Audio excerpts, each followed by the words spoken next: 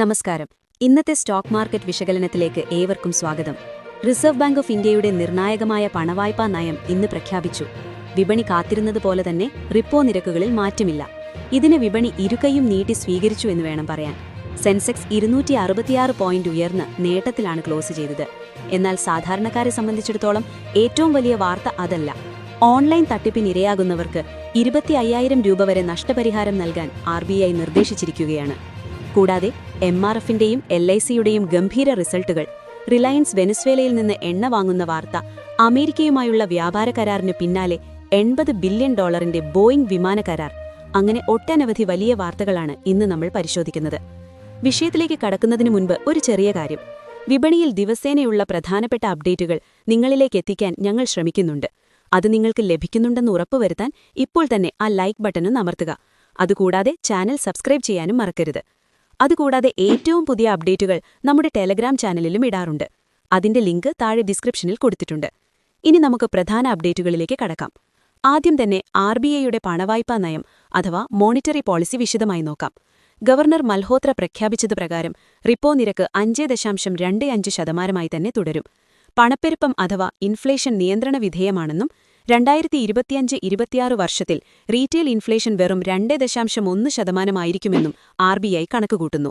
ഇത് ഇന്ത്യൻ സമ്പദ്വ്യവസ്ഥയെ സംബന്ധിച്ച് വളരെ വലിയൊരു പോസിറ്റീവ് കാര്യമാണ്. വിപണി ഇന്ന് പച്ചപ്പിൽ അവസാനിക്കാനുള്ള പ്രധാന കാരണവും ഈ ആത്മവിശ്വാസമാണ്. ITC, കോട്ടക് മഹീന്ദ്ര ബാങ്ക് തുടങ്ങിയ ഓഹരികളാണ് ഇന്ന് വിപണിയെ നയിച്ചത്. ഇവിടെ എനിക്ക് നിങ്ങളോടൊരു കാര്യം ചോദിക്കാനുണ്ട്. പലിശ നിരക്ക് മാറ്റം വരുത്താത്തതിനെപ്പറ്റി നിങ്ങളുടെ അഭിപ്രായം എന്താണ്? ഗുഡ് അല്ലെങ്കിൽ ബാഡ് എന്ന് താഴെയൊന്ന് കമന്റ് ചെയ്യാമോ? സാധാരണക്കാരെ സംബന്ധിച്ച് RBIയുടെ ഏറ്റവും പ്രധാനപ്പെട്ട മറ്റൊരു പ്രഖ്യാപനം ഡിജിറ്റൽ തട്ടിപ്പുകളെക്കുറിച്ചാണ്. UPI വഴിയോ കാർഡ് വഴിയോ ഉള്ള തട്ടിപ്പുകൾക്ക് ഇരയാകുന്നവർക്ക് ആശ്വാസമായി 25,000 രൂപ വരെയുള്ള നഷ്ടപരിഹാരം നൽകാനുള്ള ഒരു പുതിയ സംവിധാനം RBI കൊണ്ടുവരുന്നുണ്ട്. ഡിജിറ്റൽ പേയ്മെന്റ് സുരക്ഷിതമാക്കാൻ ഇതൊരു വലിയ നീക്കമാണ്.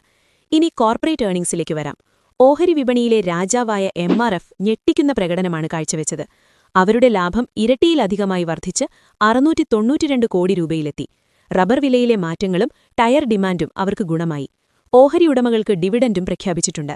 LICയുടെ കാര്യമെടുത്താൽ ലാഭം 17% വർദ്ധിച്ച് 12,958 കോടി രൂപയായി. പ്രീമിയം വരുമാനത്തിലും നല്ല വർധനവുണ്ട്. LIC ഓഹരികൾ ഹോൾഡ് ചെയ്യുന്നവർക്ക് ആശ്വാസം നൽകുന്ന കണക്കാണിത്.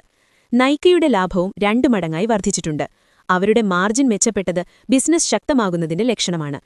അടുത്തത് വളരെ പ്രധാനപ്പെട്ട ചില അന്താരാഷ്ട്ര വാർത്തകളാണ്.